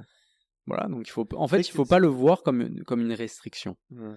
Tu vois, il faut le voir comme une addition. Moi, tous les jours, je me dis waouh, c'est super, qu'est-ce que je vais pouvoir manger? Je vais pas me dire waouh, je suis sans gluten, sans lactose, je suis foutu quoi. Ouais. Non, voilà, faut boire le verre à moitié plein. Ouais, non, Mm. mais c'est vrai qu'on a tendance à avoir le côté. Enfin, ça paraît compliqué. En fait, je pense qu'il y a une barrière psychologique à dépasser à ce niveau-là. Ouais. Parce que c'est vrai qu'on se dit, enfin, les pâtes, les pizzas, enfin, tout le pain, hein, comment on va faire? Bah avec avec le marketing, tu le vois, à la télé, même pour les enfants, c'est super dur de faire attention pour eux, donc ouais, Je pense faut être au costaud. podcast que j'avais fait avec Laurent sur justement sur sa maladie auto-immune. Ouais. Et elle disait que pendant plusieurs années, elle mangeait justement, elle avait une restriction alimentaire vraiment très grande. Alors, je pourrais plus le dire en Ouais, détail. je m'en souviens par rapport à ces IgG, elle avait fait pendant mais 6 il mois, y a j'avais plein de écouté. choses qu'elle arrêtait de manger, mais ce qu'elle disait, c'est que bah, ça lui manquait pas et qu'elle Bah voilà. comblait en fait tout ça avec d'autres aliments qui étaient meilleurs pour elle. Bah, elle devait aller mieux aussi. Et elle devait aller mieux, oui. C'est ça la clé. Oui, oui. Donc voilà, moi j'ai arrêté le gluten et je sais qu'il y a un prix derrière. Je suis Ouais. beaucoup plus en forme, quoi. Ouais. Le truc, est-ce que tu t'es arrêté là pendant 2 ans et si tu te remets à manger ça, ça va faire un effet dévastateur? Je pense que oui. Alors ça, je l'observe chez certains patients qui le font. Il y a une flambée. Donc ouais, je pense que tu es encore plus sensible au gluten si tu l'as arrêté pendant une sacrée période. Ouais. Ok, ça se résorbe pas, quoi. Pas forcément. Non. Non. Ok, c'est hyper intéressant. Alors pour une pour une personne voilà qui a ces problèmes-là, diabète ou foie gras, enfin en tout Ouais, cas, ou ça qui peut mange être beaucoup même des problèmes de concentration, de la concentration. fatigue chronique. Bah, il faut s'interroger sur notre consommation de sucre. Voilà. Oui. Et même en prévention, j'ai envie de te dire. Ouais. Parce que même si t'as pas d'antécédents de diabète dans la famille, qu'il n'y a pas d'antécédents de tout court, bah, il faut vieillir en bonne santé parce que le sucre donne un vieillissement accéléré. par le phénomène de glycation notamment. Donc tu vois, dans la rue, tu as beaucoup de personnes ridées, ça peut être dû à une consommation répétée de glucides, tout simplement. Ok, c'est un impact sur la longévité alors. Complètement. Ouais, complètement. Sur les rides, sur la peau, sur... Surtout. Ah ouais. Ok. Ouais. Donc une personne... ok. C'est pas très rassurant du coup en prévention. Mais alors, mais ce serait quoi parce qu'il y a beaucoup d'informations, tu as donné plein de pistes. Ouais. Donc ce qu'on comprend bien, idéalement, il faudrait voir un médecin fonctionnel. Oui et non. Déjà, honnêtement, si vous consommez avec modération des glucides, que vous les amenez au bon moment, vous essayez peut-être un jeûne intermittent à voir avec votre médecin selon les antécédents, c'est adapté pour vous. En corrigeant quelques carences, notamment les oméga 3, en consommant plus de poissons gras, la vitamine D, en essayant de porter attention sur la qualité de votre sommeil, non pas que la quantité, vous n'avez pas besoin de médecin fonctionnel. Ouais. Donc déjà, les premières étapes, si on se focalise sur ça, Ouais, c'est déjà, l'hygiène de vie, complètement. On peut aller mieux, ouais. On peut aller mieux et ça peut partir petit à petit, quoi. Complètement. Ouais. Ok. Ça peut c'est peut-être compliqué à répondre, mais en combien de temps ça peut se... ça, c'est impossible de répondre, parce que ça dépend de chacun. Ça peut prendre des mois, des années. Exact, ça dépend, ça dépend de tellement de paramètres que, ouais. Il y a pas de norme, en fait, quand on prend en charge un patient, l'histoire elle est différente, on ne sait pas quel bilan on va demander, quel complément on va prescrire, parce que ça doit être personnalisé, mais on n'a pas de baguette magique. Il y a des patients, ça va être ultra rapide. J'ai une patiente, elle a eu une résorption de sa stéatose hépatique en 4 mois, il y en a une autre, ça fait 12 mois qu'elle a encore, mais pourtant au niveau de l'alimentation elle fait ce qu'il faut, donc il y a encore des leviers qu'on n'a pas suffisamment traités. Okay. Donc ça dépend de chacun. Ouais. Ok. Ouais, faut prendre son mal en patience et surtout avoir un bon pourquoi de pourquoi tu fais ça. Ouais, complètement. Et qu'est-ce que il faut être motivé, et puis après il n'y a que l'amélioration qui permet d'avancer. Voilà. Si on se sent mieux, c'est sûr que ça permet de continuer, quoi. Ouais. Alors comment trouver cette motivation enfin, est-ce que c'est juste suffisant de dire pour aller mieux, mais est-ce que c'est... Alors ça, c'est propre à chacun. Ouais. Pourquoi ? Je pense qu'il faut se poser la question pourquoi tu as envie d'aller mieux. Ouais. Ça, c'est un raisonnement qui doit être très personnel. Pourquoi tu as envie de changer ton mode de vie ? Quel est ton but dans la vie ? Donc ça, ça doit venir de soi. Tu sais, j'en ai peut-être parlé lors du premier podcast, mais j'ai souvent des patients adorables qui me disent « Ah, mais merci docteur, mais je vais vous envoyer ma mère, ma tante, mon oncle. » Mais je leur dis « Ben non, ne m'envoyez personne. Moi, mon but, c'est que ça marche. Il faut que la réflexion vienne de soi. » Voilà. Si le patient, encore une fois, n'est pas motivé, ça ne marchera pas. Parce que dans la médecine préventive, il y a quand même des contraintes. Je vais peut-être dire au patient « Mais écoute, il faut que vous arrêtez de consommer ces aliments pendant une certaine durée. Il faut manger comme ci, comme ça. Il faut faire des bilans, c'est onéreux. Il faut se supplémenter. » Donc, c'est pas donné à tout le monde. Ouais, la personne n'a pas forcément envie de... Non. Elle trouvera peut-être un meilleur confort dans sa situation, malheureusement. Exactement, ouais. Ok. Super. J'avais une question, parce que ça me concerne maintenant, par rapport aux enfants. Ouais. C'est vrai que moi, ce qui me gêne beaucoup, c'est qu'on voit de plus en plus de jeunes enfants raffoler de bonbons, de sucreries. On voit en surpoids, obèses. On voit dans les hyperactivités. Complètement. On voit, justement, j'avais entendu dans une école qui donnait des boîtes de céréales aux gosses le matin. Enfin, comment, j'ai pas de réponse pour le moment à ce sujet-là, j'ai peut-être pas assez réfléchi, mais comment c'est quoi le meilleur moyen d'expliquer à un enfant que le sucre, il faut faire attention, comment aider nos enfants à avoir une bonne relation avec ça? Alors c'est un sujet très délicat, je trouve, parce qu'il faut quand même faire attention quand on parle à un enfant du sujet de l'alimentation, pour éviter qu'il bascule vers des troubles des conduites alimentaires, avec peut-être même de l'orthorexie, de l'anorexie, de la boulimie. Donc il faut lui expliquer le plus précocement possible, mais surtout, moi, ce que je trouve qui est important quand on est parent, c'est de montrer l'exemple. Et je trouve que les enfants, en fait, ils vont suivre un exemple. Donc si déjà à la maison, il n'y a pas de produits transformés, tout est bio, fait maison, local, et que de temps en temps, il y a des sucreries, des bonbons, des viennoiseries, il n'y aura pas d'impact. Voilà. Il faut leur expliquer qu'il y a des aliments qu'il faut manger souvent, des aliments qu'il faut manger très très souvent, et des aliments qu'il faut manger de temps en temps. Mais sans trop les braquer non plus. Voilà. Okay. Donc moi je sais que mes enfants ils se relâchent le week-end chez les grands-parents. Peut-être même trop. Mais c'est pas grave parce qu'à la maison, franchement mon épouse elle fait un travail incroyable. elle fait tout maison, elle limite à fond les sucreries, les viennoiseries. Et donc, on essaye de les éduquer déjà sur l'alimentation, mais il faut pas trop leur faire peur non plus. Ok, faut pas c'est pas un non total proscrire. Non, il faut leur dire, bah écoute, voilà, moi j'explique déjà à mon aîné qui a 4 ans le microbiote, ça fait 1 an qu'il connaît le microbiote intestinal par cœur. Ça va être un Denis Je pense qu'il peut faire un podcast avec toi. Et je lui explique, je lui dis, bah écoute, voilà, quand tu manges des bonbons, voilà l'effet que ça va faire dans ton organisme, et tu peux en manger, mais il faut pas que ça soit vraiment tous les jours, trop souvent, il faut que ce soit plutôt en petite quantité, il faut pas en abuser, tu vois. Ouais. Et donc je pense qu'il a compris. Okay. Voilà. Mais voilà, il faut faire gaffe quand même. Mais chez grand-papa et grand-maman... là, c'est... voilà, j'ai ma mère, elle me dit, mais Yoni, je n'arrive pas à lui refuser. C'est carrément trop fort pour elle. Donc j'ai dit, bah écoute, c'est pas grave, on compense de l'autre côté, quoi. Après, ce qui est beau, c'est quand tu arrives à... En fait, que ton enfant par lui-même est raisonnable, dit refuse. Ah, c'est le rêve. Ça, c'est le rêve, ouais, complètement. Avec, Mais voilà, j'ai l'exemple même d'enfants dont les parents étaient trop sévères, qui se gavaient de bonbons à des anniversaires, et ça c'est pas top non plus, tu vois. Ouais. Donc je trouve qu'il y a un juste milieu, mais à peu près dans tout à trouver, et c'est ça qui est difficile, quoi. Ouais. Mais ce qui est pas évident aussi, c'est même à l'école. Enfin, à l'école, quand on te donne... C'est là que le travail doit se faire, pour moi. C'est en amont, en prévention. Je pense qu'il faudrait faire un énorme travail dans toutes les écoles françaises, leur apprendre l'alimentation vraie, l'alimentation saine et limiter les produits transformés. Mais c'est sûr que oui, il y a beaucoup de choses à faire à ce niveau-là.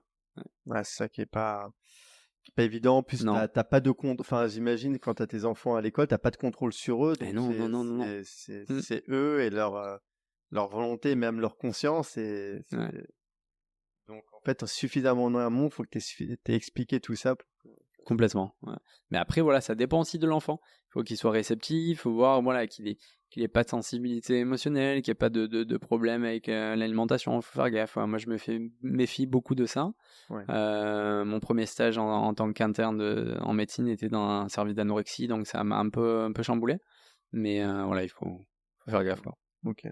Donc, de toute façon, juste mesure, pas dans l'excès. Je comprends bien. Non.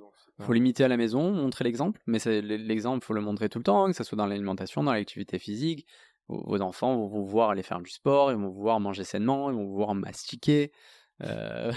Mastication, ça c'est quelque chose très important, notamment pour le surpoids. Hein. On n'en a pas parlé, mais très important de bien mastiquer, hein, bien évidemment. Ouais. Donc voilà, c'est en montrant l'exemple dans des choses saines que vos enfants le feront plus tard.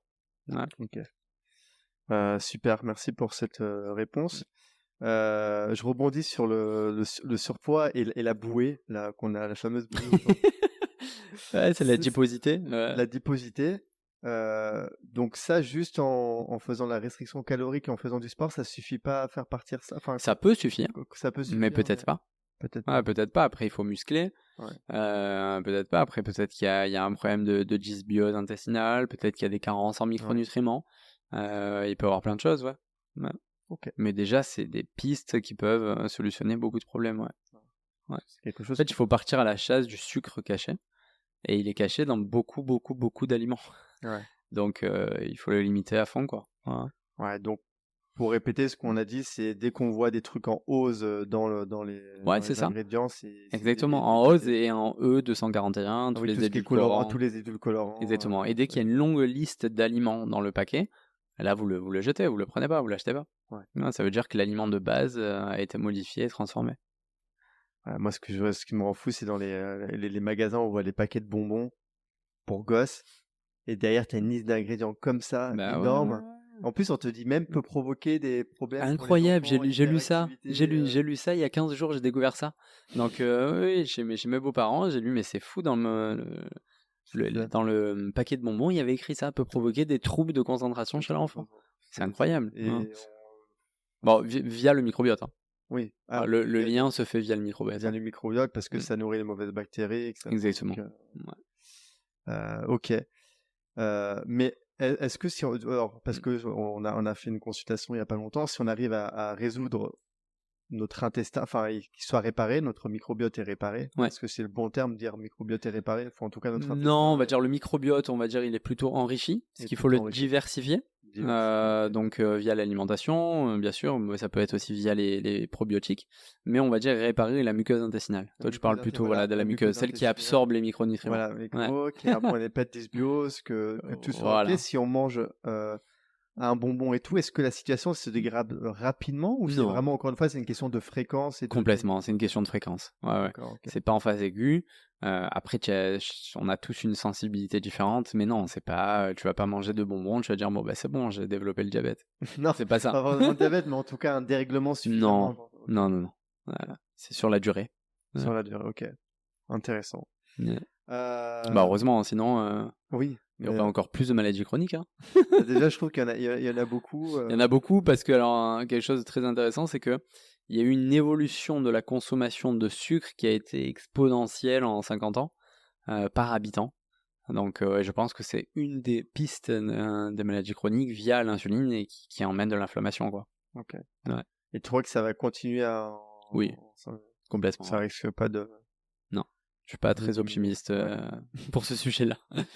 Tu vas pas avoir un renversement de situation avec le gras, le sucre. Ouais, le sucre, je pense pas. Le sucre, c'est un fléau, on en met partout, on en rajoute partout. Donc je pense pas. Même, il faut faire attention. Au début, j'ai commencé comme ça. Dans tous les produits gluten-free, malheureusement, c'est pas super bon. On va rajouter plus de sucre, donc il faut pas faire du mauvais remplacement de gluten. Il faut plutôt se diriger. Même les produits light aussi. On te dit les produits light, mais complètement. Grasse, mais derrière, il y a beaucoup de sucre. Ouais, faut faire gaffe. Il faut vraiment privilégier des aliments que votre grand-mère aurait pu manger, quoi. Ouais. Voilà. C'est comme ça qu'il faut le voir. Il y a une question que j'aime bien me poser face à un aliment, je l'ai vu, je sais plus où. C'est est-ce que cet aliment que j'ai devant moi, c'est quelque chose qu'auraient pu manger mes ancêtres c'est exactement ça. complètement. Il y a des dizaines de milliers d'années, quoi. Complètement. Même si les sols ont été transformés, ok, c'est moins riche en micronutriments, ok, mais est-ce que vos grands-parents auraient pu manger cet aliment? Oui, vas-y. Ouais. Non, en petite quantité, quoi. Et tu penses que si on taxait le sucre, ça pourrait être quelque chose c'est une piste géniale, complètement. Mais est-ce qu'il y a un intérêt à taxer le sucre? C'est ça. Non, parce que l'industrie, elle est quand même assez puissante, donc je pense pas que ce soit faisable en pratique. Mais c'est une des pistes, en tout cas d'amélioration de notre santé. Des pistes et l'éducation aussi. L'éducation de nos enfants dès le plus jeune âge, complètement. Il devrait y avoir des cours dans toutes les écoles sur l'alimentation. Ouais. Ça me fait penser à quand j'avais vu un documentaire sur YouTube, je crois que c'était sur Arte, sur les effets du sucre et notamment les bébés cola ou bébés coca. Ouais, je l'ai pas vu celui-là. C'est alors un état aux États-Unis où on donne dès le plus jeune âge des biberons de coca ou de Pepsi. Waouh. Et ce qui fait qu'à 2-3 ans, ils ont les dents complètement déglinguées. Mais il y a un pays aussi en Amérique du Sud où le coca est moins cher que l'eau, je crois. Je sais pas si c'est le Mexique d'ailleurs. Je sais pas. Ouais. Je crois que c'est le Mexique où la canette de coca est beaucoup moins chère qu'une bouteille d'eau. Et tu vois les ravages, ça fait la peine, mais comment tu peux donner des biberons de coca, tu vois? C'est incroyable. Ça, c'est l'éducation. Il y a une éducation thérapeutique à faire. Ouais. Ok, super. Donc, de ce que je retiens de tout ça, c'est qu'il ne faut pas considérer non plus le sucre comme un ennemi. Mais c'est pas vraiment un ennemi, mais il faut c'est pas un ennemi. Avec ça reste modération. Avec modération, exactement. Ça reste un tueur lent dont il faut se méfier, mais il faut pas se méfier de tous les sucres. Voilà, il faut garder quand même une certaine partie de plaisir dans l'alimentation. Si c'est de temps en temps, ça posera pas de soucis. Et ensuite, il faut quand même privilégier un apport de glucides, mais qui va se contenir plutôt dans des bons glucides, quoi, les fruits, les légumes, tout ce qui est végétal. Ok. J'ai une question qui me vient. Si, supposons, je viens de manger plein de bonbons, plein de sucre, est-ce que j'ai un moyen d'agir sur sur ce pic-là Complètement, Tu peux prendre du vinaigre de cidre. Ça, c'est une cuillère de vinaigre de cidre. Cuillère de vinaigre de cidre, super intéressant. Tu peux faire l'activité physique, 10-15 minutes, tu peux bouger. Okay. Et là, tu vas avoir un impact sur ton pic de glucose. Ouais. Okay. Complètement. Donc, si j'ai un excès et que je me trompe... T'as envie de bonbons ce soir? Non, pas du tout. Mais je peux faire après du sport et ça va limiter le pic. Exactement. Okay. Ouais. Mais par contre, si tu le fais tous les soirs et tu fais de l'activité physique, je pense pas que sur le long terme, tu vas réguler tes pics de glucose, quoi. Ok. Voilà. D'accord. Très bien.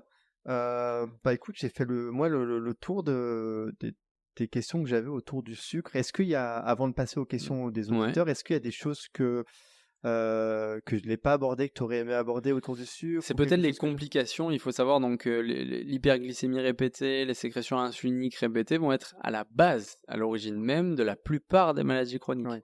Donc on sait que les cellules cancéreuses se nourrissent de sucre. Ça ne veut pas dire qu'il ne faut pas consommer de sucre, mais quand il y a quand même un cancer, il faut limiter le sucre. Ouais. Le sucre peut être à la base des maladies cardiovasculaires, à la base des syndromes anxio-dépressifs, de l'hypertension, du diabète de type 2, des maladies, comme on l'a vu, neurodégénératives, du cancer, du syndrome des ovaires polykystiques, de la stéatose hépatique.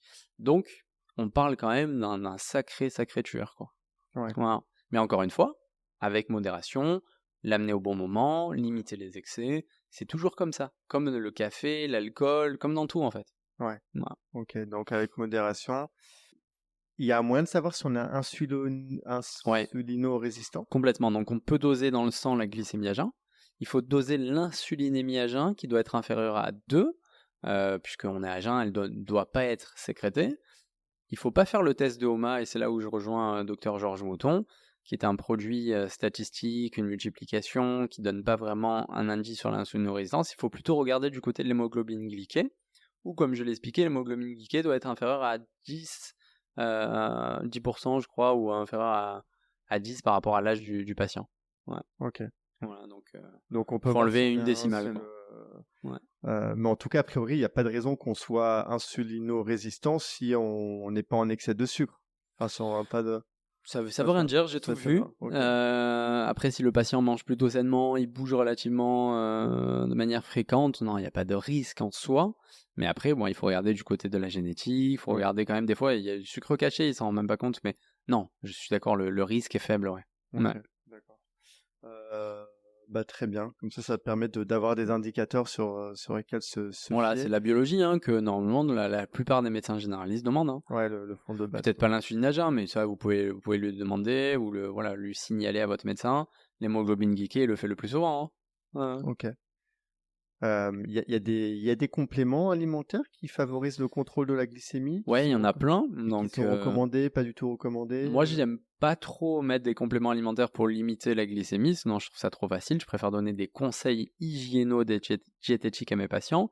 Mais il y a le chrome, il y a la cannelle, il y a la vitamine D, il y a les oméga 3, il y a le resveratrol, il y a les EGCG, c'est-à-dire qui proviennent du thé vert. Ouais, il y a plein de trucs comme ça. Ok. Ouais. La Mais berberine aussi? la berbérine, bravo, Ouais, tout à fait. C'est vrai que moi, la berbérine, j'utilise pour les intestins, mais la berbérine est indiquée dans l'hyperglycémie. Voilà. Ok. Mais avant de prendre des compléments, non, il faut faire Ouais. des bilans, Ouais, il faut changer votre hygiène de vie. Ok, ouais, sinon c'est juste mettre un pansement sur une grosse blessure. Ah, et ça, exactement, c'est comme les diabétiques, on leur prescrit de la metformine, et à terme, on leur prescrit même de l'insuline parce qu'ils sont insulino-résistants. Ouais. L'idée, elle est pas là. Voilà. Ouais. L'idée, c'est vraiment attaquer D'être la actif. source qui est... Il faut être actif de sa santé. Ouais. Bougez-vous, changez votre hygiène de vie, changez votre alimentation, et voilà, vous n'aurez pas besoin de chrome, de cannelle, de vinaigre de cidre. Tu vas faire un bon petit cocktail, Et voilà. cannelle, vinaigre de cidre, C'est ça, ouais. berberine, un petit mix, un petit shot tous les jours. Complètement. Génial, Yoni. Écoute, j'avais des questions Bien des sûr. auditeurs, auditrices, Ouais. Avec plaisir. qui étaient enchantés quand j'ai dit que j'avais parlé de sucre avec toi. Ah, ça fait plaisir. Donc, je vais te les poser une à une. On a sûrement répondu, donc n'hésite pas à le dire. Donc, la première question que j'ai eue, alors je la lis telle quelle. Hein. Ouais. Les fruits en grande quantité, environ 500 grammes en dessert par repas à la fin des 2 repas principaux, entre midi et 20h, sont-ils bons pour les APOE4 et ou bons de manière générale pour l'organisme à ces quantités, s'il vous plaît? Oui, alors les ApoE4, je rappelle que leur ennemi, c'est plutôt les graisses saturées, qu'on va retrouver notamment dans les produits laitiers, dans les viandes riches en cholestérol, dans l'huile de palme ou l'huile de coco. Ils peuvent consommer, bien sûr, des légumes, des fruits, mais plutôt en fin de repas également. Il n'y a pas de contre-indication chez ces patients qui présentent ce polymorphisme-là. Ok, d'accord. Très bien. Ouais. Quelle différence entre insuline et glycémie à jeun? Glycémie à jeun, donc ça va être le taux de glucose dans le sang. Ouais. Et l'insuline, ça va être donc la sécrétion de l'hormone qui est sécrétée lorsqu'il y a trop de sucre dans le sang. Ouais. Donc l'insuline est une hormone, le glucose, c'est ce qui est dû à l'alimentation, l'excès de sucre. C'est ça, c'est ce qu'on a dit en début d'épisode, et il faut faire attention. Exactement. Cette et le produit des deux donne le fameux test du HOMA, qui donne justement. insulinorésistance ou pas, mais qui sert à rien, quoi. Que représente l'indice OMA? Bah, C'est voilà. la question d'après. Donc, Vous le avez- OMA, c'est un indice. C'est la un indice- glycémie à jeun fois l'insulinémie à jeun divisé par 22 ou 22,5. Et ça donne un produit qui doit être inférieur à 3. Si c'est supérieur à 3, ça indique de l'insulinorésistance. Mais c'est pas le plus fiable. Mais Ou c'est un mieux truc qui est l'hémoglobine connu, ça, glyquée. Parce que j'en ai jamais entendu parler. C'est mais connu j'ai l'impression- le plus souvent en médecine fonctionnelle ou en micronutrition. Ok. La plupart des médecins micronutritionnistes le demandent. Bon, moi je trouve que c'est biaisé. Et il est préférable de demander l'hémoglobine glyquée. Très bien. Les fruits, quand les consommer? En fin de repas. En fin de repas, après. Exactement. Ouais. Ok, pas à jeun, surtout. Non, il faut éviter tout ce qui est sucre, même on va dire à l'intérieur des fruits, en dehors des repas. Même les fruits Ouais. rouges et tout, tu parlais de fruits rouges. Alors, c'est fruits rouges, il y a un ça- index glycémique qui est plutôt bas. Il faut quand même l'éviter. Plutôt même en fin de repas. Mais si vous avez envie de fruits en collation ou le matin, il vaut mieux les privilégier. À condition qu'ils soient de saison. Ok. Ouais. Très bien. Bon, on a très bien répondu. Qu'y a-t-il derrière les compulsions sucrées? Bah, Alors, les émotions. beaucoup. les émotions, ouais, on en a parlé. Ou alors une Ou sous-alimentation. sous-alimentation. Ouais, Ouais. Donc, faire attention à ça. complètement. On va faire une petite introspection pour voir ça. Exactement. La consommation de pommes de terre, pâtes, de riz complet et pain complet est-elle un problème pour une bonne santé en tant que sucre lent? Un problème, non, c'est déjà très très bien de consommer plutôt des produits complets que des produits bruts comme le riz blanc ou le pain blanc. Donc vous allez limiter la sécrétion glycémique, donc ça va être des aliments à index glycémique beaucoup moins élevé que tout ce qui est blanc. Donc ça n'aura pas d'impact. Le seul impact que vous pouvez avoir, c'est lorsque le pain complet, il y a quand même un peu de gluten, qui est une molécule qui peut entretenir la porosité intestinale. Voilà, Ok. mais sinon non, c'est très Mieux bien. vaut quoi en consommer c'est complet que Complètement, blanc, quoi. complètement. Ouais. Exactement. Et complètement. Exactement. C'est pas mal ça. Voilà. Est-ce que le régime cétogène est le plus adapté, même pour un APO4? Car d'après certains médecins, ce marqueur génétique n'est pas exploitable car il y a des sous-allèles qui n'ont pas été étudiés. Non, absolument pas indiqué. Les E4 ne doivent en aucun cas être cétogènes. Ni les E2. Les E2 doivent se rapprocher d'une diète cétogène, mais les E4 non, doivent éviter les graisses saturées. Je connais pas trop les variabilités Ouais. dont ils parlent. Moi, je connais la génétique. Mais ouais, non. Ok. Non, il faut pas faire cétogène en cas de E4, hein, bien au contraire. Hein. Ok. Vous allez augmenter le cholestérol et a fortiori des maladies neurodégénératives. Ah oui, ok, ça peut Ah oui, aller vraiment en Parce que s'empirant. dans le cétogène, ça veut dire consommer plus de graisse. Ouais. Dans consommer plus de graisse, ça peut être les graisses de la viande, ça peut être les graisses des produits laitiers, Ah mais c'est des bonnes du graisses. coco. Ah oui, mais les E4 ne doivent pas Ah oui. avoir une consommation importante en graisse saturée. Ok. Sinon, le cétogène, si on n'est pas APO4, on pourrait potentiellement tout le monde pourrait le faire. Ça apporte rien de. Pas tout le monde doit le faire. Seulement 8% de la population qui a un polymorphisme E2 et qui se rapproche d'une diète cétogène, mais honnêtement, sur le long cours, une diète cétogène, c'est très très compliqué. Très très À complexe cause de à la faire. variabilité. Des Non, aliments. c'est compliqué à tenir. Ah oui. Parce qu'on doit éliminer presque tous les sucres, quoi. Donc, c'est énormément de gras, peu de sucre, c'est très très complexe à faire. Ouais. Donc, ouais, non, pas tout le monde doit le faire. Non, bien au contraire. Ok. À part ceux qui sont E2, bon, ils se sentiront quand même mieux et ça se rapproche de leur génétique, de leur carburant, quoi. Ok. Ouais. Quel est le lien entre le sucre et les troubles du neurodéveloppement, TDAH et de l'autisme chez les enfants? Ça, c'est une très bonne question. Je me posais Complètement. Bon, on en a un petit peu parlé tout à l'heure.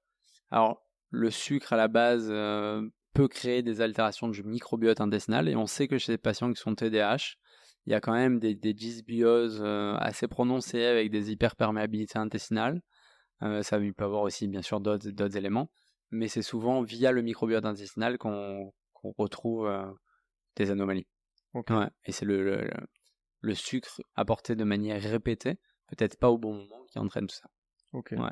Donc potentiellement, si on améliore tout ça, il y aurait peut-être une amélioration des symptômes Complètement. de troubles du neurodéveloppement et de l'autisme. Exactement. Ça serait Ouais.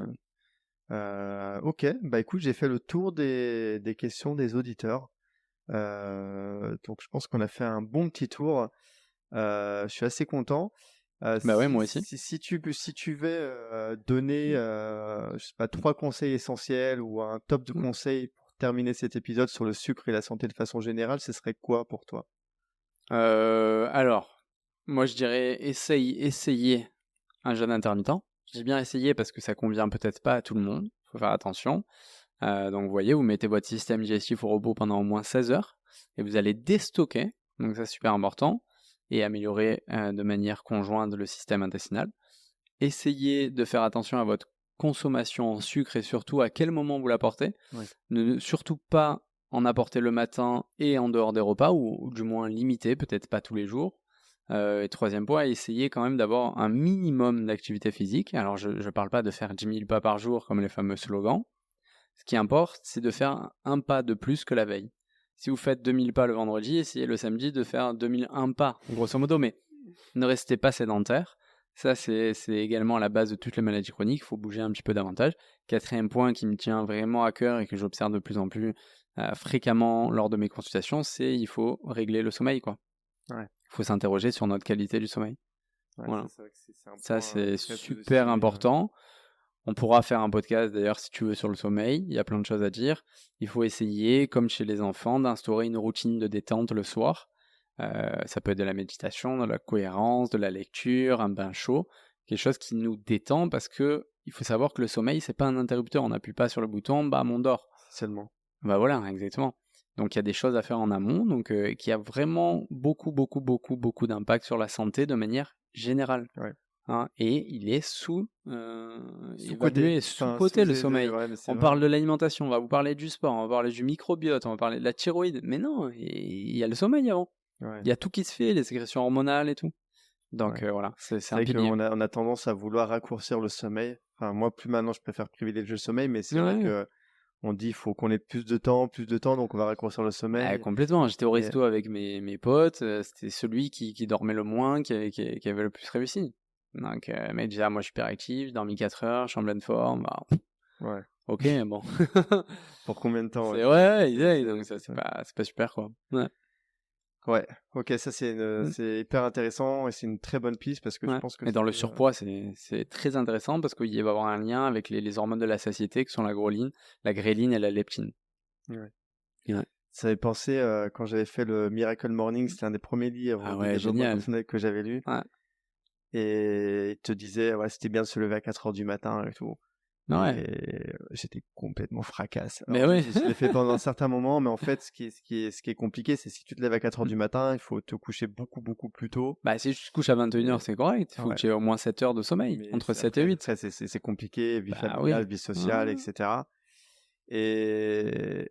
Et bref, je pense que c'est quelque chose qui est hyper dur à tenir dans le temps. Mm.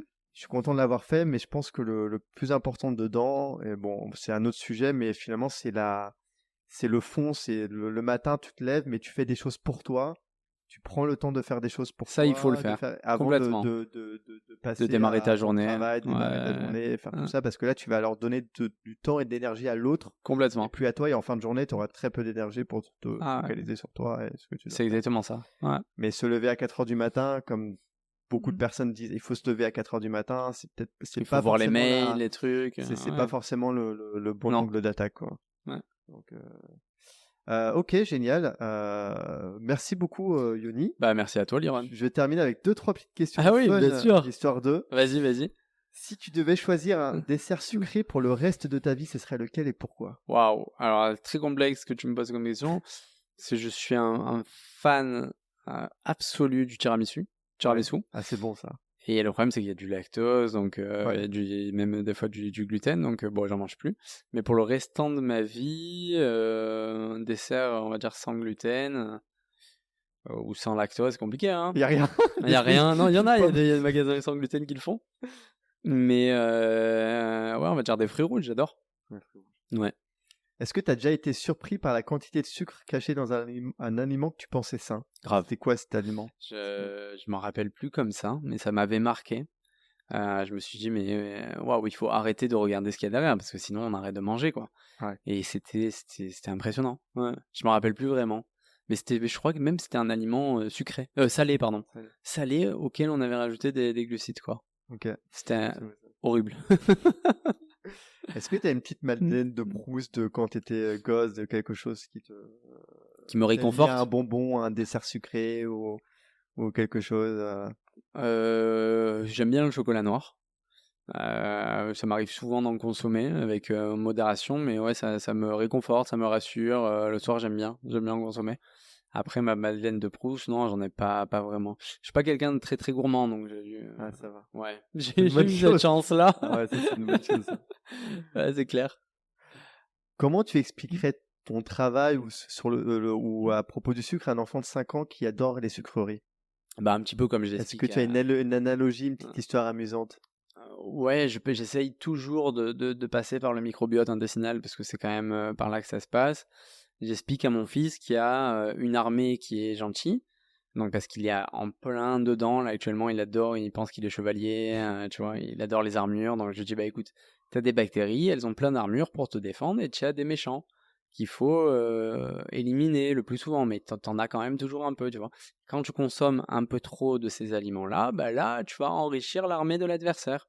Et donc je lui explique un petit peu comme ça en lui donnant une analogie, mais ça dépend de chaque enfant. Hein. Ouais, pas mal. Non, mais c'est vrai, il faut avoir un peu d'imagination Ouais. pour ça. Et enfin, dernière petite question annexe. Pour toi, ce serait quoi ta journée parfaite sans contrainte de temps ou d'argent? Est-ce que tu as déjà réfléchi à ça? Jamais réfléchi à ça, c'est super intéressant. Alors je me suis pris un peu de passion pour le yoga, donc je pense que de plus en plus maintenant j'aime bien démarrer ma journée par une activité physique. C'est soit je fais un peu de yoga, soit j'ai pris un coach, donc je vais dans sa salle et je fais du renforcement musculaire, un peu ce qu'on appelle du HIIT, tu vois. Ouais. Ensuite je prends ma douche, soit là-bas, soit chez moi. Ensuite je viens bosser parce que je pense que je suis tellement passionné que j'adore ce que je fais. Et je bosserai toujours, peut-être pas autant, mais je garderai une activité. Et après, je ferai encore des activités pour moi, mais peut-être des activités que je ne connaissais pas auparavant. Donc là, dernièrement, j'ai appris à faire du voilier. Tu vois, j'aime bien tester des nouvelles choses en ce explorer. moment, explorer, ouais. Et ouais, voilà, et passer surtout du temps en famille, ça c'est important. Mais je m'étais jamais posé la question. Ouais, ça serait quoi, toi, ta journée, ta journée parfaite? Peut-être ouais, peut-être qu'on te l'a jamais posé, hein. ouais, non, c'est vrai, hein. Du Ah. coup, Joker. Non, c'est vrai que déjà, prendre le temps de me réveiller, faire ma routine Ouais, qui va changer enfin, qui, je pense, n'est pas statique parce que exact, c'est jamais. Ouais. enfin, je me rends compte ces dernières années, à chaque fois, j'avais une routine que j'instaurais, mais qui finalement ne dure pas. À chaque fois, j'aime Ouais. varier. Un peu de mouvement, un peu de respiration, méditation, pour la prière aussi. Des fois, je vais me faire des bons petits kiffs de petit-déj, mais tu vois, avec des œufs, Ouais, des choses bah, comme super ça. ça. Donc ça, Ouais. c'est top. Bon, en ce moment, je suis en mode Mm. jeûne intermittent. Bah, c'est bien. Euh, et après, j'aimerais avoir une activité qui satisfait ma soif de découverte et d'apprentissage. En Exact. ce moment, j'aime beaucoup tout ce qui est autour de l'IA et de la data. Ouais. Donc, je m'éclate dans ce que je fais. Mais ce que je vois, c'est qu'il y a énormément de choses que j'adore découvrir, que j'aime que j'aime explorer. Et c'est vrai que ce qui est frustrant, c'est le manque de temps. Et ouais, complètement. Et donc, des fois, tu travailles, c'est hyper intéressant, mais t'aimerais bien, si t'avais pas de contraintes d'argent et de temps, pouvoir explorer plein de trucs et tester en Ouais, fait, et voyager tester, aussi. voyager, Ça voilà, serait super. Ouais. découvrir, rencontrer de nouvelles cultures, de nouvelles personnes, Complètement. Ouais. l'expérimentation et puis toujours avoir cette envie de faire des choses qui te plaisent, quoi. Je Ouais. pense que t'es drivé tu dois être drivé au maximum par Ouais. ce qui a du sens pour toi. Mais ça Et rentre. l'éducation aussi, Ouais, ou exact. la Hein. transmission. Et ça rentre dans le contexte d'être en bonne santé, je pense. Ouais, C'est toujours d'avoir, entre guillemets, l'œil du tigre, tu vois. ouais, D'être toujours en permanence en train de rechercher des nouveaux défis, des nouvelles choses. Ça permet exactement. d'entretenir ton bien-être. Je pense que c'est super intéressant. Ouais, Voilà. complètement. Merci beaucoup, Yoni. Ben, merci à toi. Yoni Assouli. Avant de finir, parce que bon, on a enregistré le podcast, ça fait 2 jours que je suis un peu perturbé parce il se passe des événements assez tragiques en Israël, donc je voulais avoir juste une pensée pour tous les Israéliens. S'il y en a peut-être qui vont écouter ce podcast, parce que voilà, c'est quelque chose qui me tient à cœur. Ouais. Et je leur envoie beaucoup, beaucoup de force, mais bon, je suis pas inquiet. Ok. Merci beaucoup. Qu'on ait une pensée pour eux. Exactement. Ouais. Et on espère que que tout ira mieux et se terminera le mieux possible en tout cas. Exactement. Voilà. Bah, merci beaucoup. Merci Liron, Yoni. C'était un épisode nouveau intéressant. On a vu pas mal de choses autour du sucre. On a pu voir les différents types de sucre, l'impact sur la santé. Finalement, que toute situation est potentiellement réversible, qu'on peut améliorer sa santé. Même quand on a des symptômes qui peuvent être assez graves, ou on a des maladies qui peuvent être assez graves. On a vu les différences entre sucre naturel et sucre rajouté, comment démasquer le sucre caché dans l'alimentation. On a vu les alternatives au sucre, on a abordé des questions un peu plus techniques aussi. On a vu qu'est-ce qui se passe dans le corps aussi quand on ingère du sucre. Et d'autres questions, mais en tout cas, j'ai pu avoir la réponse à la plupart de mes questions. J'espère que les auditeurs auditrices ont pu aussi avoir la réponse aux questions qui pouvaient se poser. N'hésitez pas s'il y en a après. N'hésitez pas, comme la dernière fois, mettez les questions dans les commentaires du podcast sur YouTube. Docteur, il sera un plaisir d'y répondre. En tout cas, moi, je les rassemblerai, je lui poserai et ensuite je répondrai sous les commentaires. Et anticiper si tu es d'accord et s'ils sont intéressés, peut-être des questions sur le sommeil. Ouais. Je pense qu'il serait vraiment très pertinent de faire un podcast dessus, même on pourra le combiner avec le stress, mais c'est vraiment passionnant. Voilà, en tout cas, voilà, si ça vous intéresse aussi d'avoir quelque chose sur le sommeil et avec le docteur Yoni Assouli, quand même, hein. Oui, le sommeil, mais pas le docteur. Mettez-le et on essaiera d'organiser ça très prochainement. Voilà.